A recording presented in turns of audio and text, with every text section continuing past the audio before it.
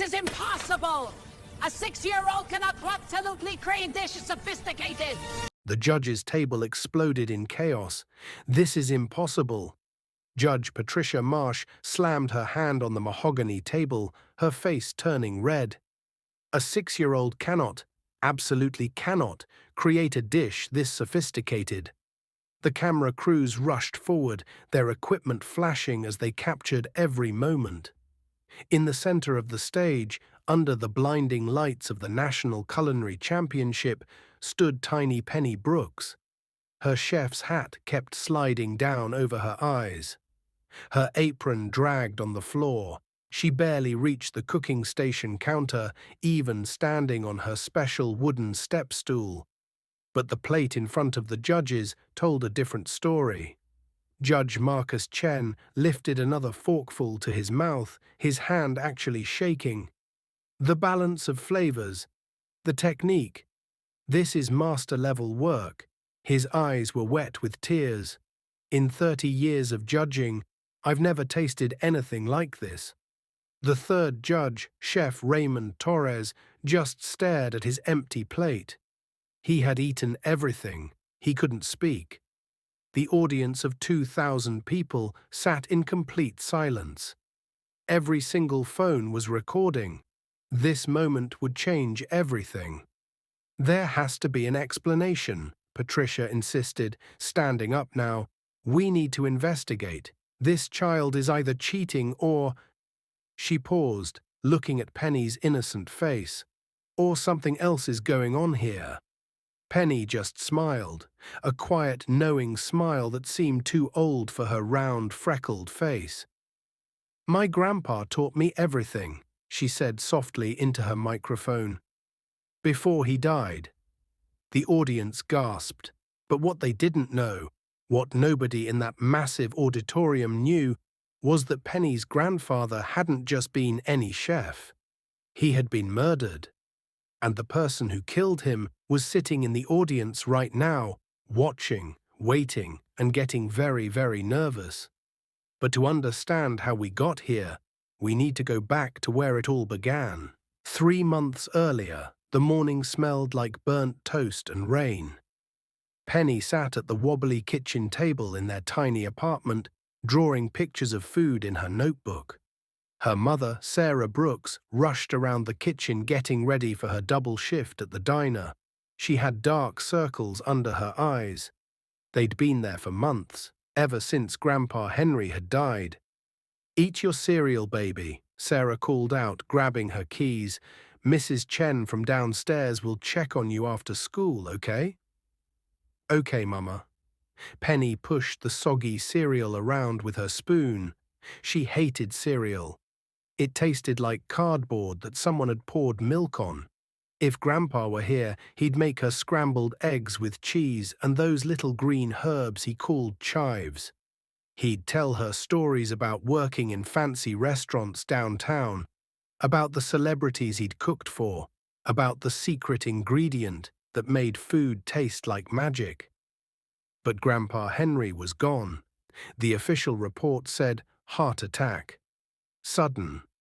Unexpected. Case closed. Penny didn't believe it. She was only 6, but she wasn't stupid. She had seen the weird bruises on Grandpa's arms in the weeks before he died. She had heard him arguing on the phone late at night, saying things like, I won't let you steal it, and people will know the truth. She had watched a strange man in an expensive suit come to their door 3 times, and each time Grandpa had sent her to her room. Something bad had happened. Something very bad. Can you imagine knowing your grandpa was hurt, but nobody believed you? The rain got heavier outside. Penny finished getting ready for school, but her mind was somewhere else. She was thinking about the locked box under her bed, the one Grandpa had given her 2 days before he died. Keep this safe, Penny girl, he had whispered, pressing it into her hands. His fingers had been cold and shaky. Don't tell anyone. When the time is right, you'll know what to do with it. She had promised, and Penny Brooks always kept her promises. That afternoon at Lincoln Elementary School, something happened that would change everything. Mrs. Patterson's second-grade class was doing show and tell. Tommy brought his hamster. Lisa brought her trophy from dance class. When it was Penny's turn, she walked to the front and pulled out a Tupperware container. "I made cookies," she announced quietly. The class groaned. Everyone brought cookies to show and tell at some point. "But these are special," Penny continued. "They're my grandpa's secret recipe. They won a contest once, a long time ago." Mrs. Patterson smiled kindly. "That's lovely, Penny. Would you like to share them with the class?" What happened next made Mrs. Patterson's jaw drop. The moment the first student bit into a cookie, his eyes went wide. "Whoa!" Then another kid tried one. These are amazing." Within seconds, the entire class was crowded around Penny's desk, reaching for cookies. The kids who never agreed on anything were all saying the same thing. These were the best cookies they had ever tasted in their entire lives. "What's in these?" Mrs. Patterson asked, taking a small bite. Her professional teacher smile faded, replaced by genuine shock. The cookie was somehow crispy on the outside, but soft in the middle.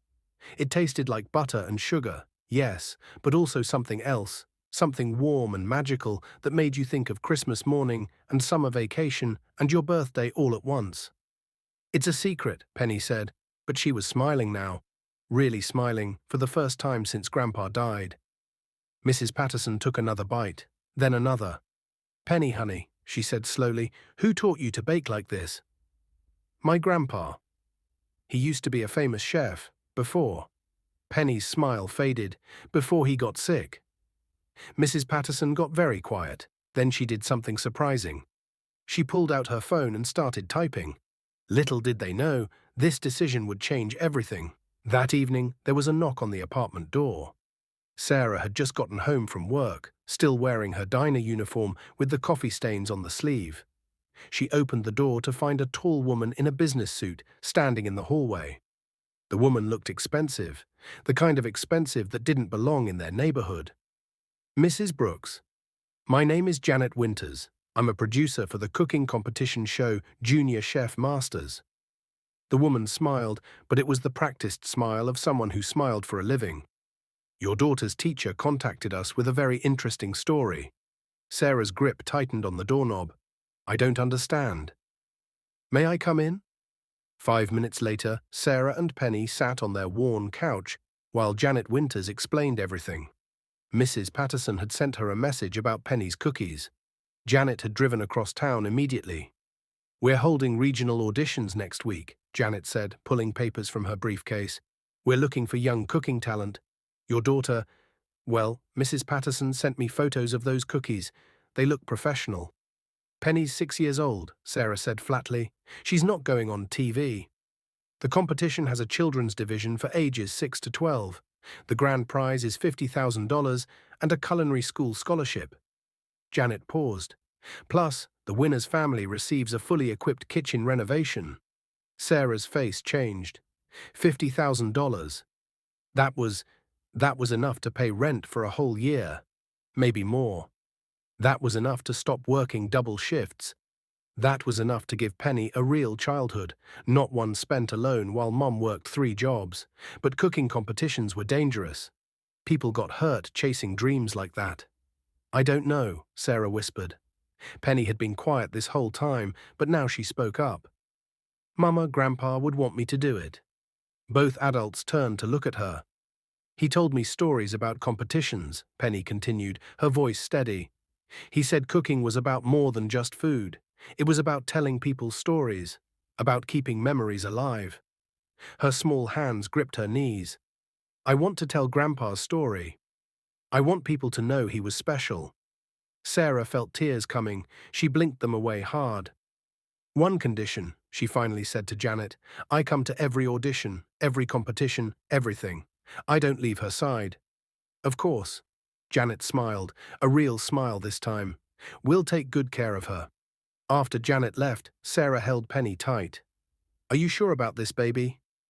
It's going to be really hard. You'll be competing against older kids who have trained for years. Penny nodded against her mother's shoulder. I can do it, Mama.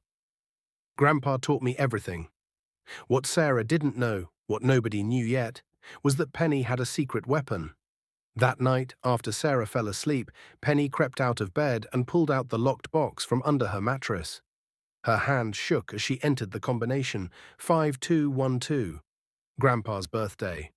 The lock clicked open. Inside was a leather notebook. The pages were yellow and old, filled with handwriting in blue ink.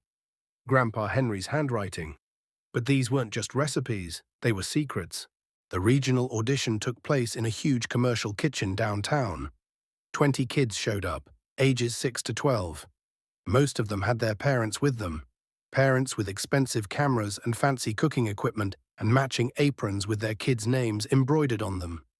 Penny stood in line wearing a plain white apron that was 3 sizes too big. Look at that little baby, a boy next to her snickered. He was probably 11, tall and confident. This competition is for real chefs, not toddlers playing pretend. Penny said nothing. She just held her small backpack tighter. Inside was Grandpa's notebook. The audition rules were simple: 30 minutes to prepare your best dish using ingredients from the pantry. The judges would taste each one and select 5 finalists to move forward to the televised competition. When it was Penny's turn, she walked to her cooking station. The counters were so high, she needed the staff to bring her 2-step stools stacked on top of each other. Some of the other kids laughed. Sarah stood behind the observation line, her hands clasped so tight her knuckles were white. "You can do this, baby," she whispered. "You can do this." The timer started. Penny moved fast. She had practiced this dish 17 times in their apartment kitchen, staying up late after Sarah went to bed, using Grandpa's notebook as her guide. It was called Golden Memory Soup, a recipe Grandpa had created years ago, one he said had brought grown men to tears. Her small hands worked quickly, chopping vegetables with surprising precision. She had learned the knife skills from watching Grandpa, copying his movements exactly. Dice the onions into perfect cubes, slice the celery thin as paper, mince the garlic until it was like fine snow. The other contestants glanced over occasionally, but they didn't seem worried. She was just a little kid making soup. Who cared? What they didn't see was the small vial Penny pulled from her backpack.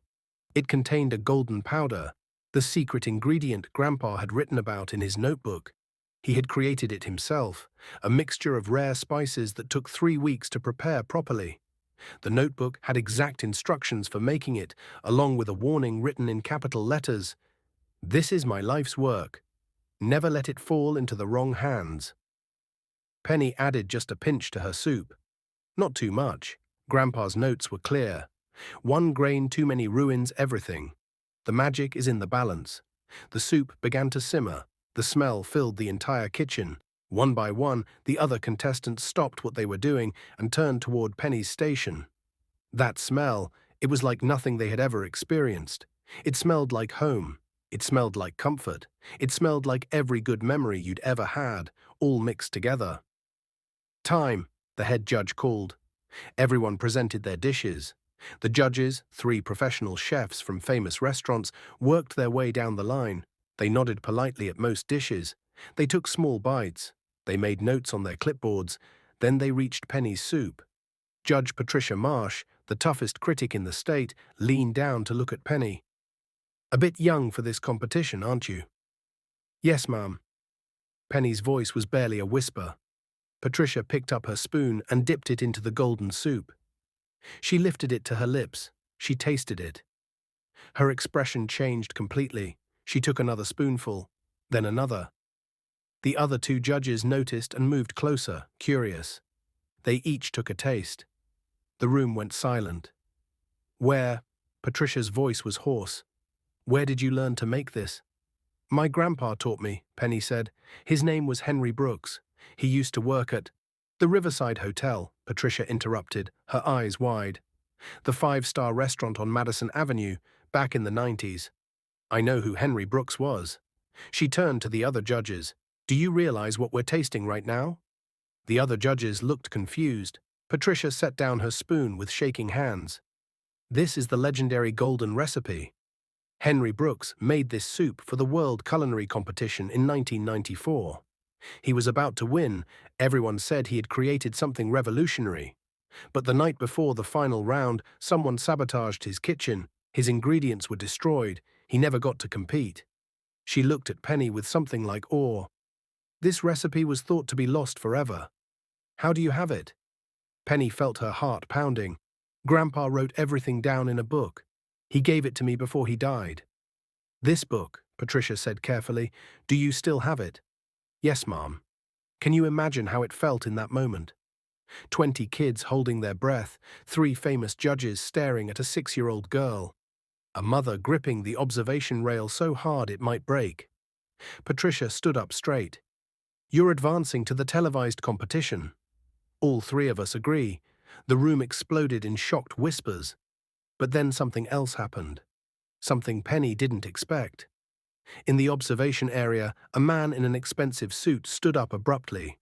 He was older, maybe 60, with grey hair slicked back and a face that looked like it had forgotten how to smile.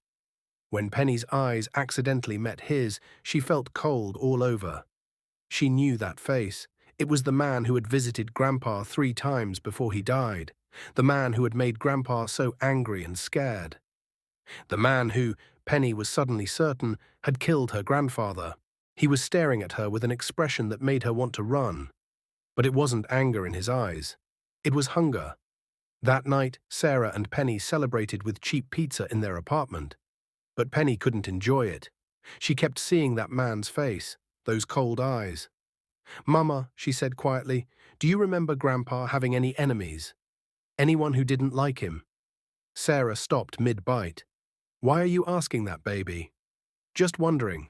Sarah set down her pizza. Your grandpa was a good man. But, she hesitated, when he was younger, he worked with some difficult people. There was one man, another chef named Vincent Cole. They had a big fight about a recipe. Vincent said Grandpa had stolen his ideas. It got ugly. But that was almost 30 years ago, Penny. It's ancient history. Vincent Cole, Penny repeated the name in her mind. She would remember it. After Sarah went to bed, Penny opened Grandpa's notebook again. She flipped to the very last page, one she had avoided reading because the handwriting was shaky and desperate, written in Grandpa's final days. The message was short. Penny girl, if you're reading this, I'm gone. I should have been braver. I should have exposed Vincent years ago. He didn't just steal my recipe. He stole my entire life's work and used it to build an empire. The golden recipe made him rich and famous, but he told everyone it was his creation. When I threatened to go public, he said he would hurt you and your mother. I stayed quiet to keep you safe. But staying quiet was wrong. The truth needs to come out. You have all the proof in this notebook, photos, letters, everything. When you're old enough, when you're strong enough, please tell people what really happened. Be careful. Vincent Cole is dangerous. He has taken everything from me. Don't let him take anything from you. I love you forever, Grandpa. Penny's hands trembled. Vincent Cole. The man from the audition. He was watching her because she had the notebook, the proof that could destroy him. Penny looked at her phone. The old one Sarah had given her for emergencies. She did something she probably shouldn't have done. She searched online for Vincent Cole chef. The results filled her screen. Vincent Cole was one of the richest celebrity chefs in America. He owned 15 restaurants. He had 3 cooking shows on TV. His net worth was estimated at $50 million. And it had all started, according to every article, with his revolutionary golden recipe that he had created in 1994. The same year, Grandpa had been sabotaged at the World Culinary Competition. Penny felt sick. This man had stolen everything from Grandpa. He had built his entire empire on a lie. And when Grandpa had finally tried to speak up, he had. Penny couldn't finish the thought, but deep in her heart, she knew. Vincent Cole had killed her grandfather, and now he knew she had the notebook. The televised competition started in 3 weeks. Penny would be on national TV, cooking with recipes from Grandpa's book. Everyone would see her, everyone would taste Grandpa's food, including Vincent Cole. Little did she know, Vincent was already making plans. Plans that would put both Penny and Sarah in terrible danger. Plans that involved making sure that notebook disappeared forever, along with anyone who knew its secrets. Penny closed the notebook and hid it back in the locked box. Her small hands were shaking, but her jaw was set with determination. She would compete, she would win, she would tell Grandpa's story, and she would make Vincent Cole pay for what he had done. But first, she had to survive the next 3 weeks. In his luxury penthouse across town, Vincent Cole sat in his leather chair, swirling a glass of expensive wine. His assistant stood nearby, nervous. "Find out everything about that child," Vincent said quietly. "Where she lives, where she goes to school, what her mother does for work." He took a sip of wine. "And find that notebook. Use whatever means necessary." "Yes, sir. But, sir, she's just a little girl. If something were to happen—" Vincent's eyes went cold. "I've worked too hard to build this empire. I'm not letting some 6-year-old brat with a dead man's recipes destroy everything." He set down his wine glass. "Do whatever it takes. Make it look like an accident. Make it clean." The assistant swallowed hard. "Yes, sir."